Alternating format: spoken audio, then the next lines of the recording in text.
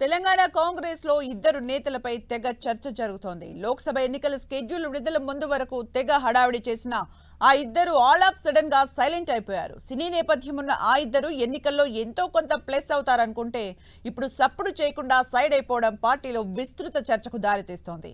అధికార పార్టీలో మౌనవ్రతం చేస్తున్న ఆ ఇద్దరెవరో ఇప్పుడు చూద్దాం.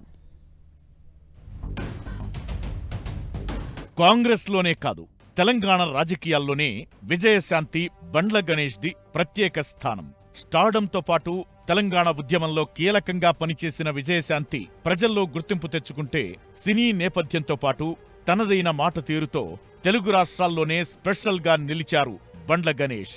ఈ ఇద్దరు ఇప్పుడు కాంగ్రెస్ లో కీలక నేతలుగానే ఉన్నారు. కానీ ఎందుకనో పార్లమెంటు ఎన్నికల్లో తెర ముందుకు రావడం లేదు. దీంతో ఆ ఇద్దరి పొలిటికల్ జర్నీపై పార్టీలో విస్తృత చర్చ జరుగుతోంది.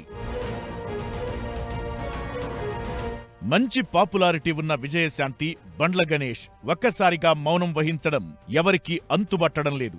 అసెంబ్లీ ఎన్నికల ముందు బీజేపీ నుంచి కాంగ్రెస్ లో చేరిన మాజీ ఎంపీ విజయశాంతి అప్పట్లో విస్తృతంగా పర్యటించి ఎన్నికల ప్రచారం చేశారు. కాంగ్రెస్ లో చేరడం ద్వారా సొంతింటికి వచ్చినట్లు ఉందంటూ కామెంట్స్ చేశారు.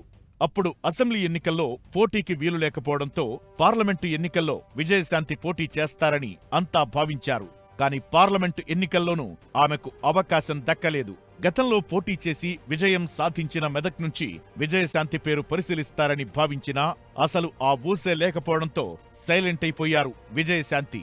ఈ కారణంగానే పార్లమెంటు ఎన్నికల ప్రచారానికి విజయశాంతి దూరంగా ఉంటున్నట్లు ప్రచారం జరుగుతోంది. అసెంబ్లీ ఎన్నికల్లో విస్తృతంగా ప్రచారం చేసిన విజయశాంతి ఆ ఎన్నికల్లో పార్టీ గెలిచిన తరువాత ఎక్కడా కనిపించలేదు. పార్టీ కార్యక్రమాలతో పాటు ప్రభుత్వ కార్యక్రమాలకు దూరంగానే ఉంటున్నారు.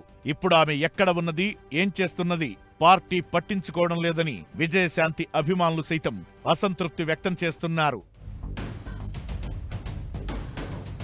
ఇక మరో నేత బండ్ల గణేష్ గురించి ఎంత చెప్పుకున్నా తక్కువే. 2018 అసెంబ్లీ ఎన్నికల్లో కాంగ్రెస్ ఓడిన తరువాత సైలెంట్ అయిన బండ్ల గత ఎన్నికల ముందు మళ్లీ యాక్టివ్ అయ్యారు. ఎన్నికల ప్రచారం నుంచి సీఎం రేవంత్ రెడ్డి ప్రమాణ స్వీకారం వరకు తెగ హడావిడి చేశారు. గాంధీ భవన్లో నిత్యం ప్రెస్ మీట్లు పెడుతూ వార్తల్లో నిలిచేవారు బండ్ల గణేష్.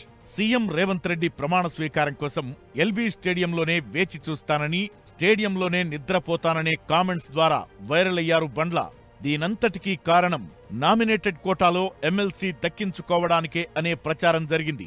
కానీ బండ్ల గణేష్ ఆశలు నెరవేరలేదు. ఆ తరువాత రాజ్యసభ ఎంపీపైన కన్నేసిన ప్రయోజనం దక్కలేదు. ఫైనల్ గా లోక్సభ ఎన్నికల్లో పోటీ చేయాలని విశ్వ ప్రయత్నం చేశారు. మల్కాజ్గిరి లేదా ఖమ్మం నుంచి పోటీకి రెడీ అయ్యారు. మల్కాజ్గిరి సీటుకు దరఖాస్తు కూడా చేసుకున్న బండ్ల గణేష్ కు నిరాశే ఎదురైంది. సో మొత్తం మీద ఇప్పుడు కాంగ్రెస్ లో సినీ నేపథ్యం ఉన్న విజయశాంతి, బండ్ల గణేష్ కోసమే చర్చ జరుగుతోంది. ఇద్దరు నేతలు అసెంబ్లీ ఎన్నికల ముందు హడావిడి చేసి ఇప్పుడు జాడే లేకుండా పోయారు. ఈ ఇద్దరిని పార్టీ మున్ముందు ఎలా ఉపయోగించుకుంటుందనేది వేచి చూడాలి.